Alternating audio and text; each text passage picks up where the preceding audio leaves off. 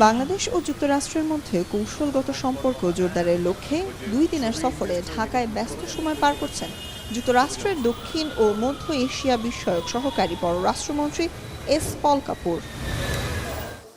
বুধবার সকালে পররাষ্ট্র মন্ত্রণালয়ে মন্ত্রী ও প্রতিমন্ত্রীর সাথে বৈঠক করেন পল কাপুর ও মার্কিন রাষ্ট্রদূত। পরে মার্কিন রাষ্ট্রদূত বলেন, বৈঠক ভালো হয়েছে।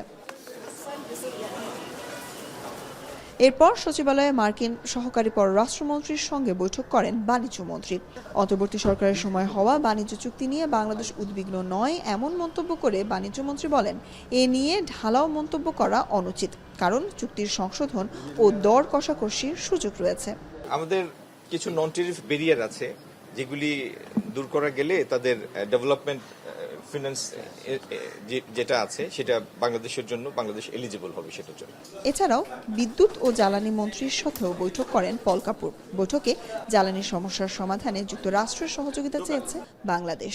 দুই অ্যাম্বাসাডারকে একই কথা বলছি এবং যে অ্যাসিস্ট্যান্ট সেক্রেটারি আসতো তাকে বলছি যে আপনারা আমাদেরকে এই মানে একটা লং টার্ম আমরা আপনাদের সাথে যেতে চাই।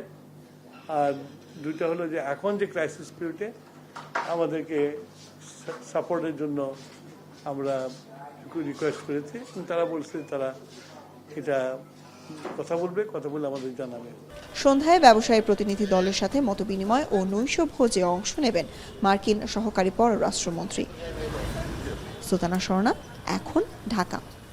Lily ultra soft serum gel, যা গভীর থেকে স্কিনে দেয় 3 গুণ সিরাম হাইড্রেশন। সিরাম জেল হাইড্রেশনে ব্রাইট থাকো সব সিজনে।